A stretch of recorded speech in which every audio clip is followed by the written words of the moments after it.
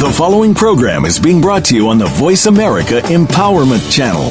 For more information about our network and to check out additional show hosts and topics of interest, please visit voiceamericaempowerment.com. The Voice America Talk Radio Network is the worldwide leader in live Internet talk radio. Visit voiceamerica.com. The views and ideas expressed on the following program are strictly those of the host or guests and do not necessarily reflect the views and ideas held by the Voice America Talk Radio Network, its staff, and management.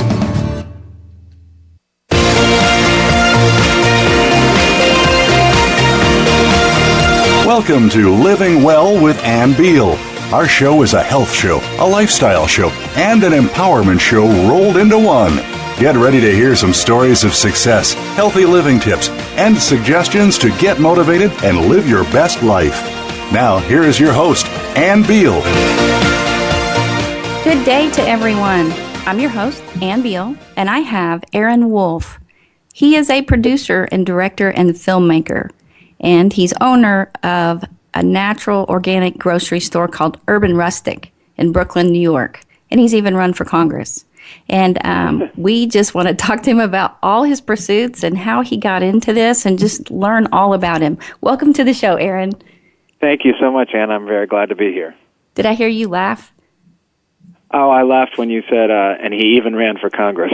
I'm so sorry. Yeah, because I saw that, and I couldn't find, a lot when I was reading about it. I just kind of caught that near the end, so I didn't get to investigate that too much. I know it was in 2014 that you ran. Exactly. And did you win? I did not. No, I'm calling you from the next town over from where I ran, in Elizabethtown, New York, in the beautiful Adirondacks. Yeah, see, because when I read all about you, imagining you in the political arena, I don't know, they just didn't seem to go together to me. And I thought, probably when you, like most people, when you get into everything that happens in politics in your area, you start wanting to run so that you can change things. Well, I grew up in a really red, white, and blue family. My father was a World War II vet, and my mother was somebody who had us memorize constitutional amendments around the dinner table.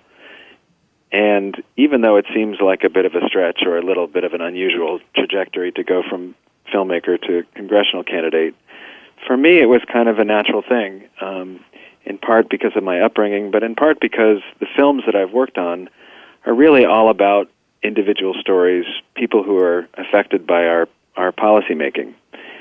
So when an opportunity arose to actually run for office, it was something I really jumped at. Well, and that makes sense because your shows, those documentaries are all about social issues and changing. When I saw King Corn, I was like, man, I can't even believe that happens. And so I would think with all the ones you've done, you're right, that would be a natural progression. And, it was an incredibly enlightening, I would say sobering experience to run for office in America today. We have a lot of a kind of a cartoon idea of what it takes to be a good congressional representative, but the reality is, you spend most of your time raising money, and at least in that aspect, being a documentary filmmaker is a pretty good training ground for running for office, because that's a lot of what you do as a filmmaker as well. Oh my gosh, yes, you have to raise a lot of money to do that. You do, and it's hard and it's challenging, but I think if you believe in what you're doing, it's a lot easier to try to make the case to somebody to support your work. Did you have any idea when you ran what it's like with the media and everything, just the running part of it? Because it just sounds horrible in a lot of ways.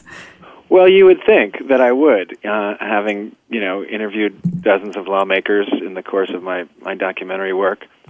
But it's a very different thing to be behind the camera versus in front of the camera. Yeah. Which do you like better?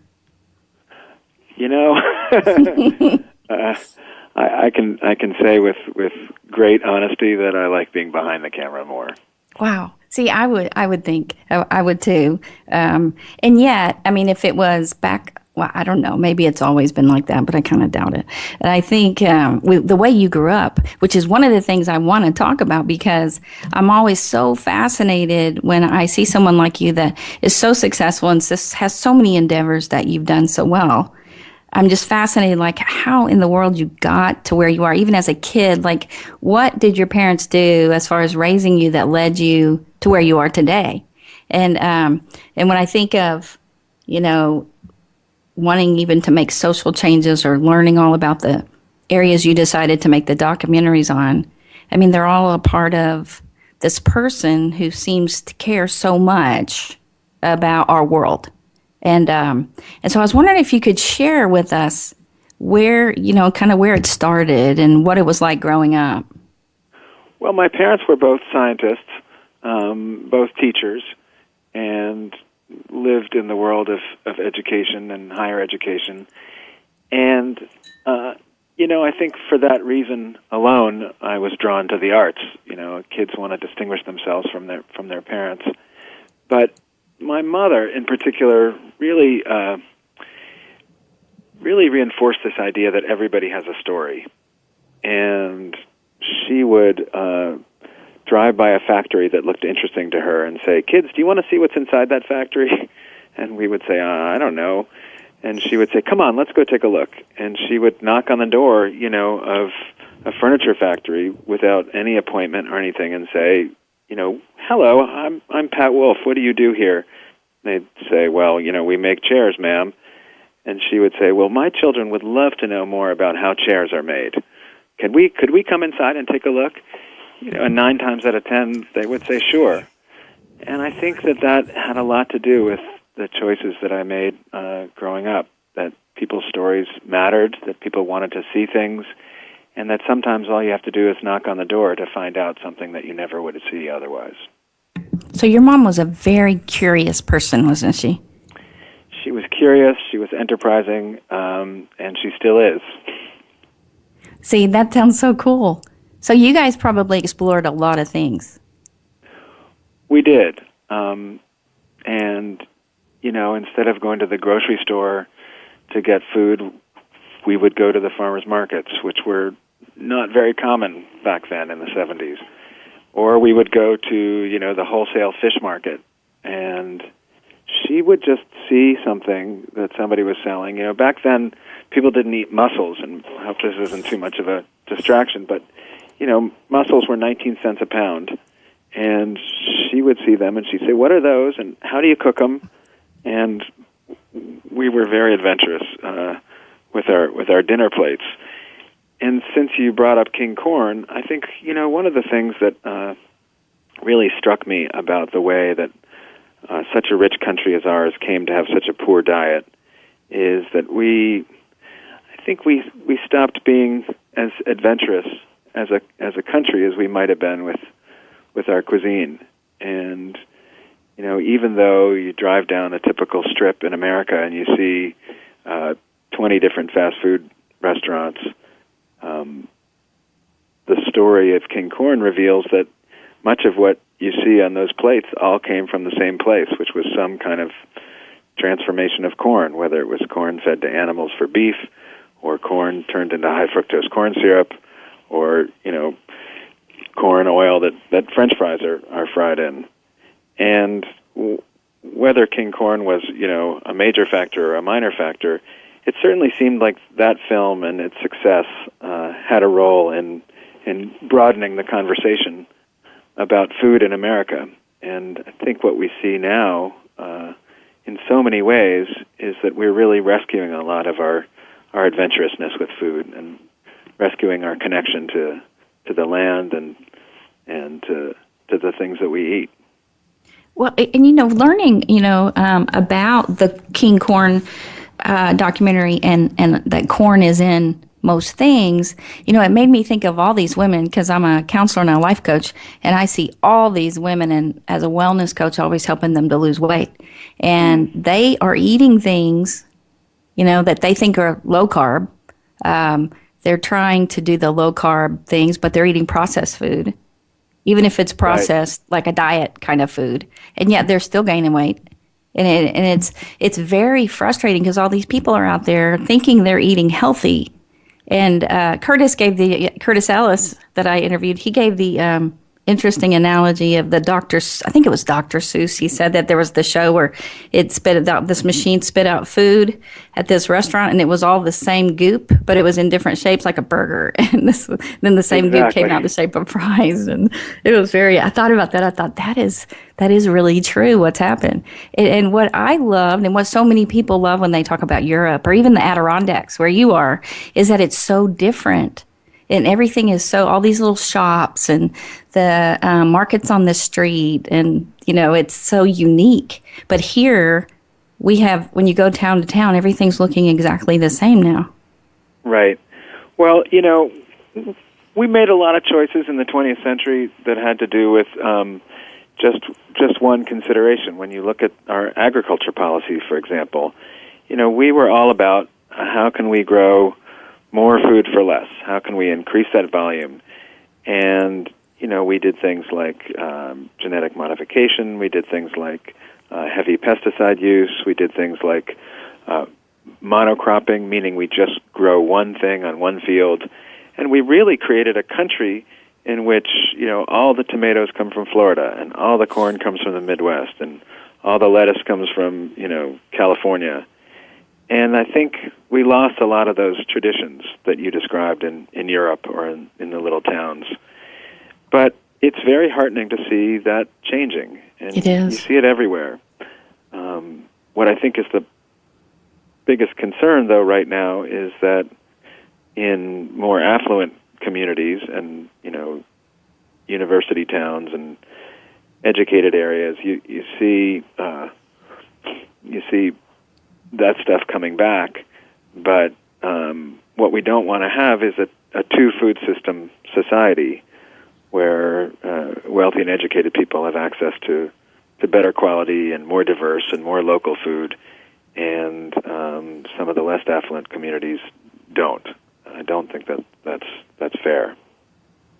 Yes, and it's so cool, some of the documentaries like Farm Truck and things like that, showing you can have a garden anywhere. And it's very motivating to me to put my garden in pots, or and really you can grow lettuce and spinach and almost anything. And I know New Yorkers do it. They grow on their rooftops, they grow on their patios, their own little gardens, and that wouldn't be very expensive to do. No, it's incredible, and it's incredibly fulfilling. But I think when you ask most kids where milk comes from, they think it comes from a carton or it comes from the grocery store. And those little gardens that you speak of really have we've forgotten how exciting it is, and not just that you can make a nice tomato in your backyard or on your rooftop. It's that when we had other people grow that food, we stopped realizing all the joy that comes with making something. So when you were a kid and you were going with your mom to the farm markets and all the stuff that your family really kind of instilled in you, it sounds like they taught you to really love America. And did you start with loving natural food, or did you start more with falling in love with filmmaking? I started with loving America, as you said. You started with loving America. I have had a kind of deeply ingrained patriotism from as far back as I can remember. My mother her family was from the Deep South, from the Mississippi Delta, and my father was from Brooklyn. And so I grew up with exposure to these very different worlds. And I think, in some ways, I love this country because of our diversity, because of all we have, and because we're always renewing, the possibility of who we can be. I think we're living in a time in which Americans are feeling insecure in a lot of ways, and many of them are feeling frightened about the future. But I think that we have faced these kinds of challenges before, and we've always succeeded. and you mentioned Detroit before we went on the air, and I think Detroit is an example of a place that is having to reinvent itself again, and so all of those things, food and filmmaking probably are great interests, but at the core, what I've loved about my career is that it's allowed me to see so much of this great country. Golly, I can imagine. Yeah, with all the documentaries you've made, and the thing that I loved about Detroit. I mean, it's amazing. I was young, coming out of college, and so going up there, I thought it was going to be like a really different place, and I was thinking cold, and it was cold. And in the summer, I was very surprised how humid it was. I just didn't know it was humid because it's up north. But I had fun. I cross country skied on golf courses, which I'd never done before. And so there was just a lot of really fun stuff that I did there. And I think people because I'm from Little Rock, Arkansas, and everybody would go, "You like it there?" And I was like, "I love it." And they're like, everything they'd heard. And that's why when I saw the documentary that caught the name Beyond the Motor City, it's like everyone who thought of Detroit, they thought of cars and plants. Right. It's almost like they thought of it more like a Pittsburgh being an industry town. And Pittsburgh's kind of reinvented itself. And but I was telling them, I got to walking on the Lake Michigan when it was frozen and going skiing, and they just had no idea. I had so much fun up there. And so, it's really kind of broke my heart what's happened to Flint, and not just Flint. I mean, Pontiac, a lot of the towns. And so I've been so excited that a lot of really incredible things are happening up there. It's exciting, but I think, the very decay and abandonment and, industrial decline that we've seen in Detroit has also created some opportunities. When we were there, we saw young people from Europe moving to Detroit because you could get a house for $2,000. Wow. So I met these, young Danish people that had built a community in the heart of Detroit. And I think, that I don't want to be too sunny bunny about it, but that's sort of the promise of America, is that sometimes adversity creates opportunity. Well, and how did you come about? What was your first documentary you ever did, or your first film? Well, the first film I ever did was about an artist, an Italian artist, who came to America with his family and kind of made it as a sculptor and served in the Second World War fighting in Italy. And he was a really interesting guy because he loved to tell stories. And not all of his stories seemed to be true. But I had to kind of confront this question about, was my job to, correct him? Was I a 60 Minutes reporter? Or was my job to kind of let him tell his stories and make it a kind of a celebration of his character? And that was a really instructive thing for me. The next film I did was about baseball in Cuba. Oh, that was your second one. That was the second big one. And it was really another great experience because it was a lesson in perspective. And the film was called Greener Grass, in part because at that time, we still hadn't reopened relations with Cuba. And I loved the way that each culture kind of looked at the other one and found things that, they thought, oh, the grass is greener. Well, and I didn't... Go ahead, sorry. Yeah, for me, that, one of the biggest lessons in filmmaking, but I think also in life, is learning to try to put yourself in someone else's viewpoint and put yourself in the position of looking at the world with different eyes. So how did you come about deciding to go to Cuba and do this documentary? Well, I was, maybe this is very connected with my patriotism, but I've always been a huge baseball fan, and I've loved the game in ways that, beyond kind of hits and runs, and I've always thought it was a very poetic game, and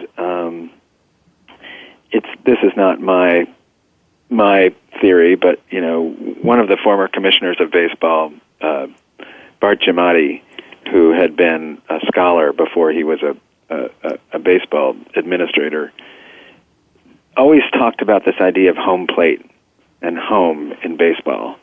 And he said that, all the other games that we like to watch, like football or basketball or hockey or soccer, all are on some level or another a war metaphor. They're all kind of like about armies facing each other, and maybe the basket in basketball or the end zone in football is the enemy's capital city.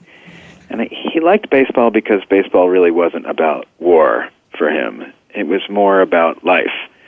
And in baseball, as in life, in order to succeed, you have to leave home. But in order to kind of valorize that success, you come back home. And there was this rhythm of leaving home and coming back. That's so poignant for me in the game. It's also poignant for me in my life. I feel like when you go to make a film, you leave home, and then you kind of go out and gather your stories, and you go around the bases. But then you come back home to put it all together. Wow. And so, what do you think of what's happening with Cuba now? I'm certainly in favor of reopening relationship with Cuba. I think that we're always better when we can face each other, and we don't develop these prejudices that happen when we build walls. I think baseball is a great way to get us back together because it's a game that we both love so thoroughly. And I'm frankly excited. I think it has a lot of positives for the future, and certainly a lot of positives for one-on-one interchange. I think that individuals relate to each other sometimes a lot more successfully than governments do. And this opening with Cuba is going to give a lot of us a chance to meet each other one-on-one. Well, I don't know if a lot of people realize that, first of all, how beautiful Cuba is, and that I remember, movie stars going to Cuba a long time ago, that was a big place to go. I don't know if it was in the 50s or 60s, but they used to, sure. I think it was before that. That was just like this beautiful place to go. And Fidel Castro kind of took over and, everything. But I do know that, most people don't realize how beautiful it is. Well, one of the things that I've really come to appreciate is that, most places have some wonderful beauty about them, and I think whether they go there for the beaches, what they'll come away with is the chance to meet some people that are different, and that's often the most beautiful thing of all when you go somewhere is the people, and as I said, like learning to look at a different perspective on the world. So how long were you there? I think, in a couple trips, I was there over 11 weeks. It was a very different time, of course, and most Cubans that I met, certainly outside of Havana, had never met an American before. And that was pretty fun to feel like you were helping them to fill out a picture. They hadn't really gotten the most positive messages about our country from their government. And it was nice to be able to buck some of the stereotypes that they had. Wow. Yeah, that would be really cool. So when you were a kid, did you start making films, or did you do this as an adult? Did you major in college? When I was in college, I majored I was a double major in political science and in art. And I guess I sort of reasoned that documentary was the middle ground between those two things. I always liked films, but I didn't really have a movie camera when I was growing up, and I loved to paint. And I guess filmmaking was such a strong conviction that I had when I was in college that this was what I was going to do in the world. That I made my way. I just argued my way into my first job, and it was interesting because I didn't have a lot of spending money when I graduated from college, and I ended up going up to Alaska, where I worked as a commercial fisherman. That in the 1980s, when I graduated, there was this story that you could go to Alaska and you could just show up on the dock, and somebody would give you a job, and you'd walk away with a big pile of cash. And that was really only partly true, but that was what it's like when you're 22. And I went up and I found my way onto a crab boat in Dutch Harbor, Alaska, and that was a tremendous growing experience. Working in the sea, pulling this food out of the water, and then selling it. Often in that era, we sold to Japanese merchants that had come to Alaska to buy crab for their sushi restaurants in Tokyo, and they would pack these crab in sawdust and leave from these airstrips in Alaska and be in Tokyo the next day, serving up the stuff that we'd caught. So it was this really wonderfully adventurous window onto the world. But I ended up with enough money to kind of support myself while I looked for a job in film, and I ended up having my whole film upbringing in Latin America, and got a job with a Peruvian film director, and ended up staying for 2 years and just doing everything on the set. Makeup, wardrobe, lighting, camera, carrying boxes, and really, with the exception of running for Congress in 2014, I've been making films ever since. That's where you got the apprenticeship kind of mentality from. So you're training people now with your Mosaic films. Exactly. Yeah, that's really cool. So I would think passing that on is so wonderful that you do that. How many apprentices do you have? I just have one right now. You have one, and is that Ian?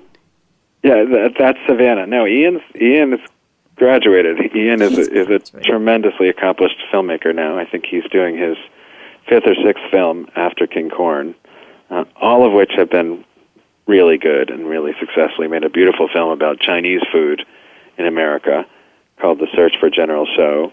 He did a film about the night sky, about light pollution, and now my current assistant and I are working on a film about green energy, and kind of looking at the future of how energy is going to be made and distributed. And that's Savannah? That's Savannah.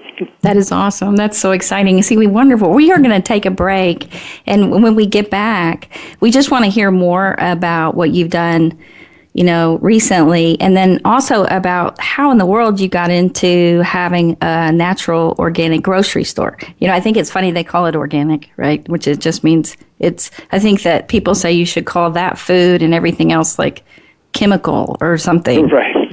Because it's always just been food. So I guess I'm growing organic in my backyard. So when you get back, we just want to hear about all your endeavors now. And thank you so much, Ann. And just like how long you've had this store and things like that. So you guys hold on right here, and we'll be right back after break to hear more from Aaron on his life as a filmmaker and his natural grocery store.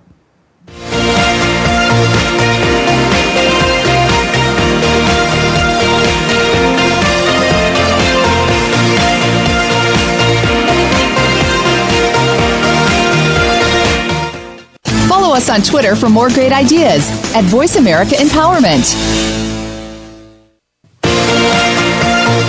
Sunshine Herbs in Saginaw, Texas, on Main Street, Business 287, has all of your supplement needs and healthy food products. So, my suggestion for you, visit Sunshine Herbs today and let their knowledgeable staff who know all their products and their naturopathic doctor lead you to a life of health and wellness, so that you too can live well.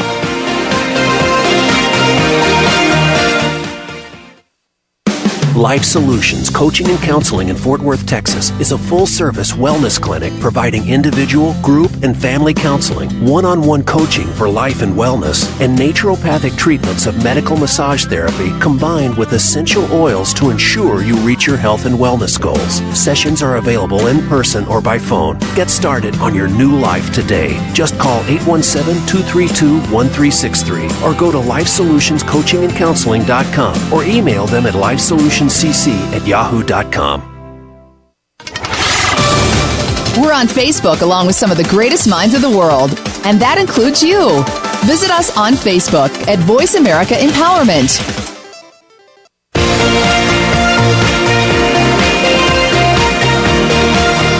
You are listening to Living Well with Ann Beal. We'd love to hear from you with comments and questions about the show. Please send us an email to ablivingwell@gmail.com. That's ablivingwell@gmail.com. Now, back to this week's show. Welcome back. I am chatting with producer-director Aaron Woolf, the filmmaker behind the award-winning documentaries and acclaimed PBS special King Corn, and Blueprint America, Beyond the Motor City, Dying to Leave, and the global face of human trafficking and smuggling and greener grass.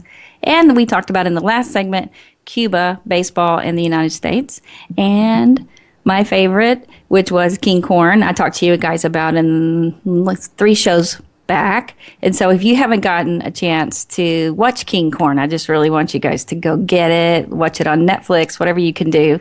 And Aaron, are you there? I am. Awesome.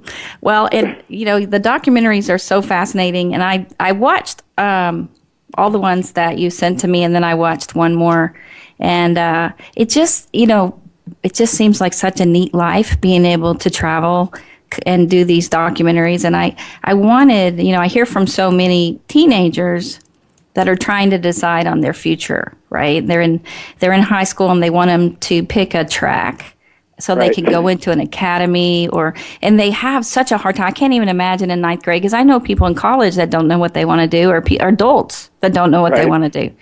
And so what's fascinating about you is it sounds like you found your way and knew pretty early what you really wanted to do.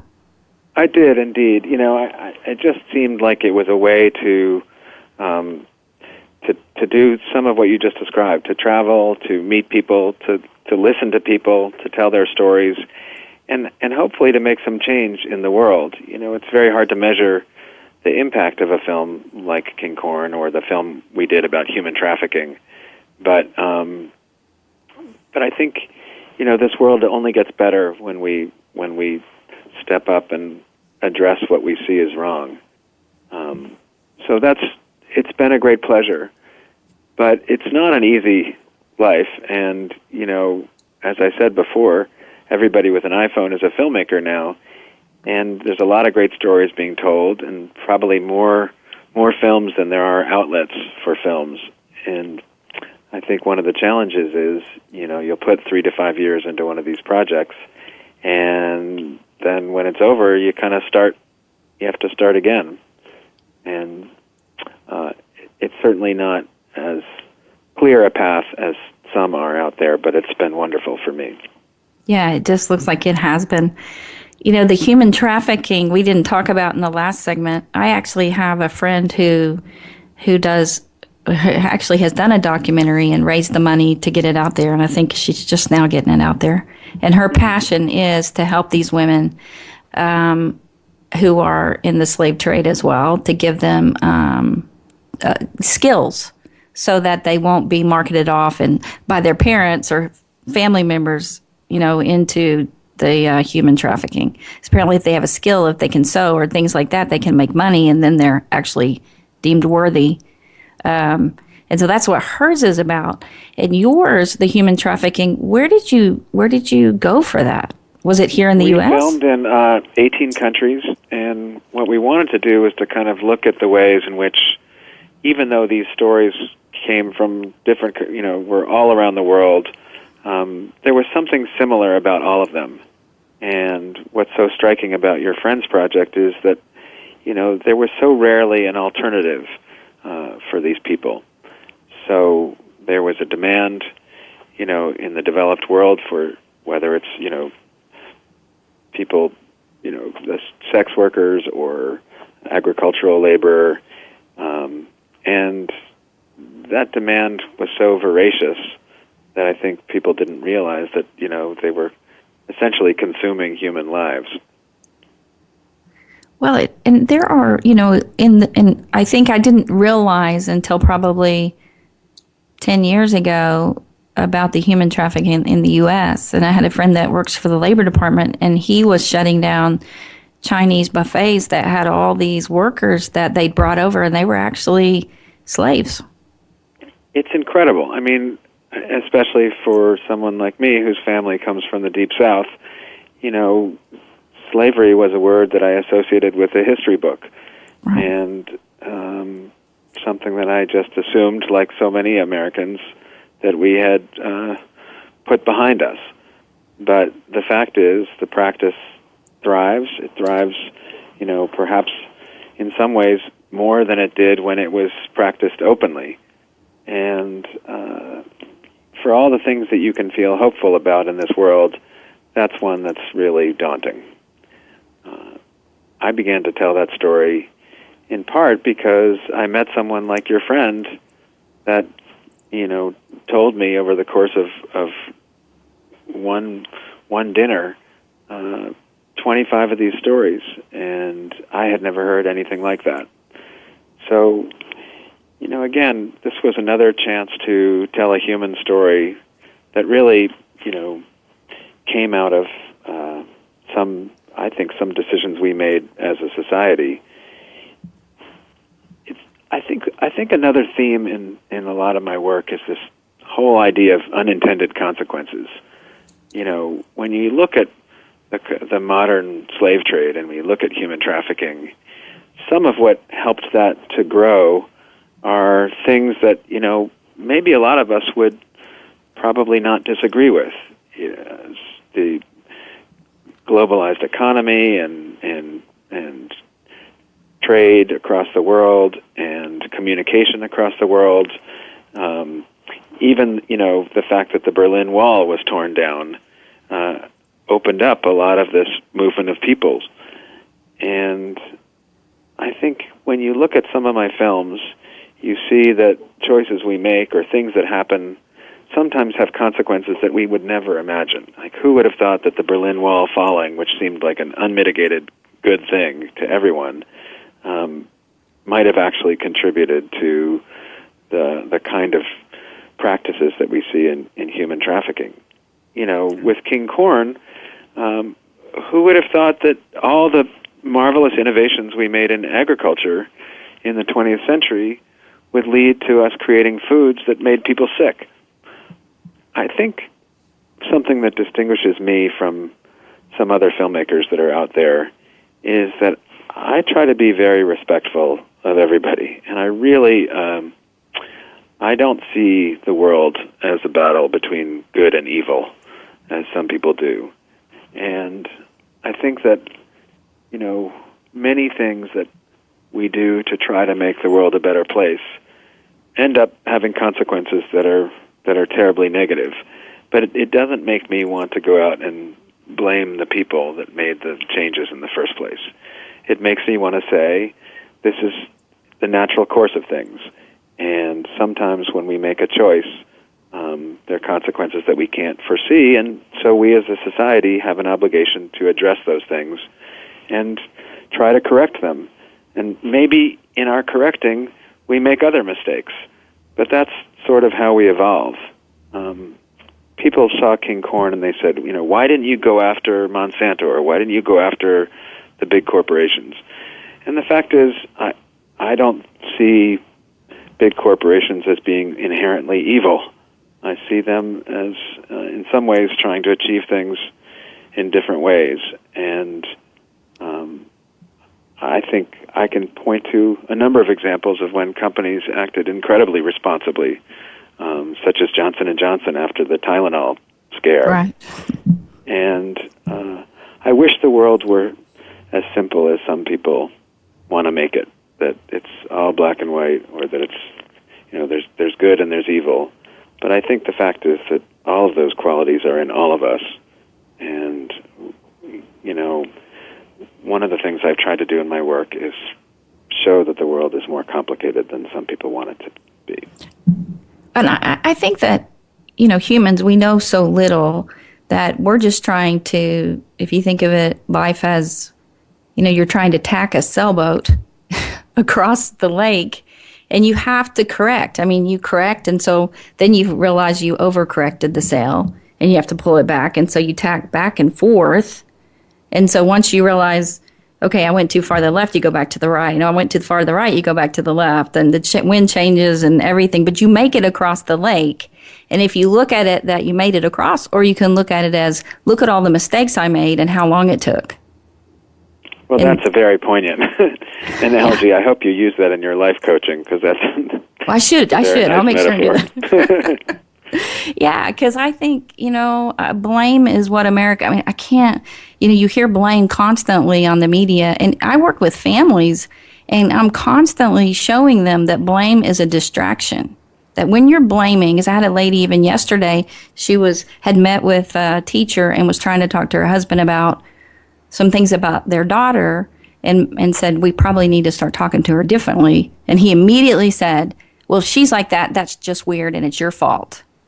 And right. So for me, it was like, that's just a waste of time. It doesn't, like, you're raising kids. Who knows whose fault is what? You're going to make mistakes, period. But it's a distraction to start blaming and fighting when all you need to do is work on helping her now. And all the blaming about slavery, everything that happened. I'm always like, why are you focusing on something way in the past when it's happening today? It's happening today. And if we really cared, we would be focusing on stopping that today and not letting it happen anymore today. And it's, you look at all the different races that have been enslaved, and there are people all across America, all different races, that are being held prisoner and having to work, not get paid, and all they get is room and board. They get to live somewhere free, which is like a cot in a room with like 100 people. And I think that so many people here don't know that. And getting that word out and truly raising money to stop that is what we really should be focusing on. I had no idea that there's the oil decks, or whatever you call those, off of Florida, those that they transport people and hold them there and then move them around. Well, pretty scary. When you make a case for civility, I think the best place to really look for that, that change may be in our politics as well. Exactly. I don't know how we went from a place that, in which you didn't have to agree with everybody about everything to get things done, to a place in which we are so tribalized that we can't even have that dialogue. And, I don't know how great civilizations fall apart. We look at history and you look at places that cut down too many trees and then they couldn't have enough fuel to continue. People say that that's what happened at Easter Island. But, I see the roots of our decline in this country in our inability to respect the opposition. And, it's no secret that I ran as a Democrat in 2014, and that's the party that whose values are closer to my own. But I also got more Republican votes than 95% of the other Democrats that ran in 2014. And I think that's in part because the message was not, I tried to not make it a message about partisanship and which team is wearing which color shirt, but really about issues. And if there's one regret that I have about not winning that race, is that I think somebody who has done what I've done in my career, which is to try to bring lots of sides together to tell a story in my films, that I didn't get a chance to do that in Congress, at least this time, because I think when you look at the presidential debates now and you look at what's happening with this polarization, I think that is probably one of the most worrisome things, in our country, and I'm a very optimistic person about our future and our ability to correct and tack across the lake, as you say. Yeah. But I hope we can find a way to be more civil in our discourse. Well, and I just know that you would have been incredible at it. I do know that some people. It is weird that some people win the first time. Most people don't. And I grew up next door to the Clintons, and so I know that when he lost, he went out for years asking people what he did wrong, and he learned a lot. And so for you, it sounds like you learned a lot as well. I did indeed, and there were pessimistic things, and certainly the role of money in politics was one of the most depressing aspects of the whole experience. But there were so many heartening things as well. I can recall, in the summer of 2014, being in, an American Legion Hall basement with 60 or 70 people, and on a beautiful summer's eve when there was plenty of things that are probably a lot more exciting to be doing. And I had this very powerful moment where I realized that we were all there, me and everyone else in the room, because despite all the dysfunction, despite all the polarization, despite all the money and the corruption in politics, we were all there because we believed, and we still believed. And I think that the vast majority of Americans still believe. And so whether or not I run for office again, or whether I try to address these things in my film work, I do remain hopeful. Well, and I think part of the apprenticeship, that when you do that, you see such goodness and excitement and passion in these young people wanting to get into film. I do. And being able to channel all your knowledge. And, that's got to be exciting to have that passion to install that and instill that in other people. Well, it's exciting, but it's also, it's a good deal for me because their energy and their excitement and their passion become really the battery power for all we do. Yeah, I would think. Yeah. And that's true with the film. You also mentioned, the grocery in Brooklyn. One of the reasons why we opened that is because we had just made this film, King Corn, which looked at some of the downsides of our industrialized food system.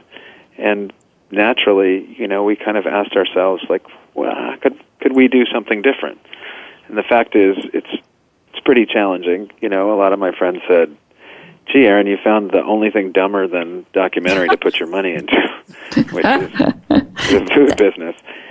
But that place has survived and thrived, I think, in part because it really strives to kind of create a genuine connection between people and where their food comes from. And it's funny, when you make films, you spend a lot of time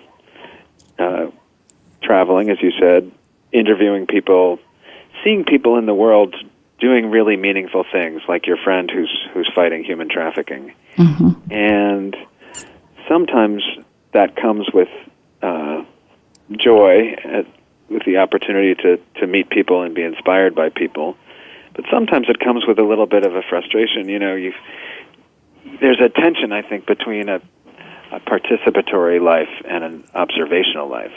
And I think when you make films, you're kind of observing a lot, and it makes you want to participate as well. So that's kind of the origin of that shop. And it looks like we're going to be reopening an old tavern here in the Adirondacks with the same idea. We live in the Champlain Valley, where there's all sorts of young people coming back to agriculture and making beautiful products, cheeses and maple syrup from the trees. And the oldest tavern in the Adirondacks was opened in 1808 when Thomas Jefferson was president. And one of the things I'm going to be working on in the next year is getting that place reopened and getting that to be a kind of home base for a lot of the local food movement that's going on around here. Well, and it's so in now. I mean, my mom was so funny because she called to tell me one opened up in Hot Springs, right outside of Hot Springs Village. And she's like, it is getting so popular. And she's in her 80s. And so she loved going, seeing fresh, organic, and having homemade butters and all the stuff she used to do when she was younger. I remember as a kid, her canning and doing everything. And so it's getting to where it's so much where everyone's wanting to go back to your grassroots and go back to farms and making your own food. And when I saw your store online, the Urban Rustic grocery store, it is pretty. I mean, you made that place look nice. Well, I think it should be a community building experience when you go to buy food or to have a bite. And it's not just a kind of, sterile room with fluorescent lighting.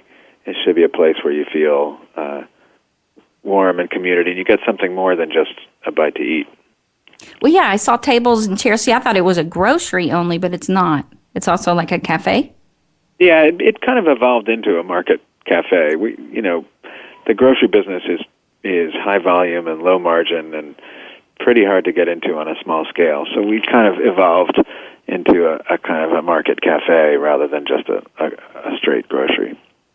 You know what they say when these places open? They say the same thing about Whole Foods, that when it comes to a neighborhood, it doesn't choose a neighborhood by financial, but when it moves to a neighborhood, the prices of the homes double. Oh, my goodness. Yeah. Well, and, that's amazing. That's now. And so you're helping raise up everyone's mortgages by having a shop like that. See? Helping people. I'll never get elected. You'll never get elected. That's funny. One of the things, though, that we talked about some pessimistic things about, money in politics and human slavery and all that, but one of the more optimistic things I've heard with respect to real estate prices that you just mentioned is that the fastest growing real estate prices in the country now are in places that are kind of called walkable communities. Yeah. So suddenly this idea of walking to work and living in a community that has enough density to either get on public transportation or use a bicycle. And,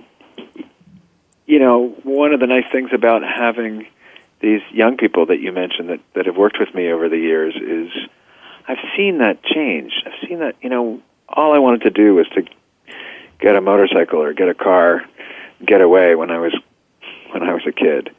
And yes, of course, young people want that as well.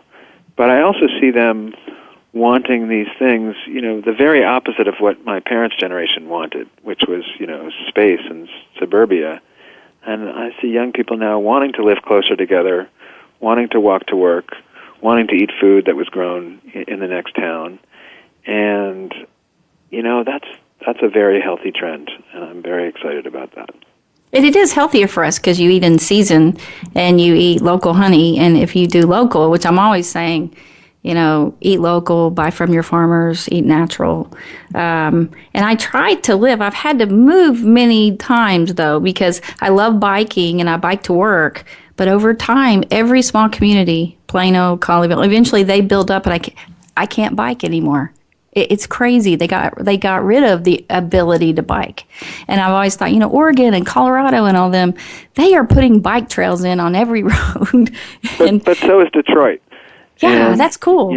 When we talk about places that are reinventing themselves, Detroit, which actually, Henry Ford was a bicycle maker. And there's something very beautiful and poignant about the fact that the home of the American automobile is now building bike paths. And understanding that we need to connect on a more, human level than a highway interchange. I have two questions before we close. Number one, I want people to be able to get a hold of you. Sure. So how would they reach you if they wanted to get they can go to Mosaic Films Inc. That's mosaicfilmsinc.com. And there's certainly a contact there. And they can look at some of the films there that we're working on, some of the ones that we've finished over the years. They can go to kingcorn.net to see a trailer for that film and to find out how they can see a copy of that. And I encourage everyone to stay in touch. And certainly if they have stories that they believe should be told in the world, and they want to collaborate on that, they can reach out. And I'm incredibly honored to have the chance to speak to you, and so grateful for the chance to reach out to folks across the country. We thank you so much for just telling us all that you have about what you do, and letting people know it's such an exciting film career going into documentaries, because most people don't do documentaries, but if they're interested in how to do it, and apprenticeships, and even how to get a hold of you, and that's all really wonderful. And we just thank you for sharing your life with us. It's my pleasure, and it's lovely to hear your familiar accent from that part of the world.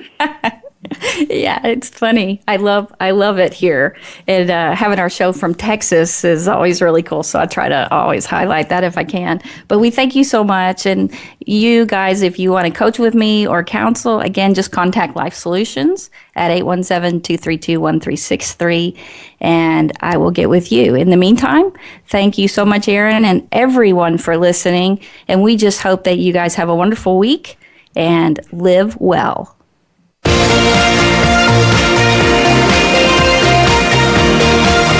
Thank you again for joining us. Living Well with Ann Beal airs live every Wednesday morning at 7 a.m. Pacific Time, 10 a.m. Eastern Time on the Voice America Empowerment Channel. We can't wait to see you again next week.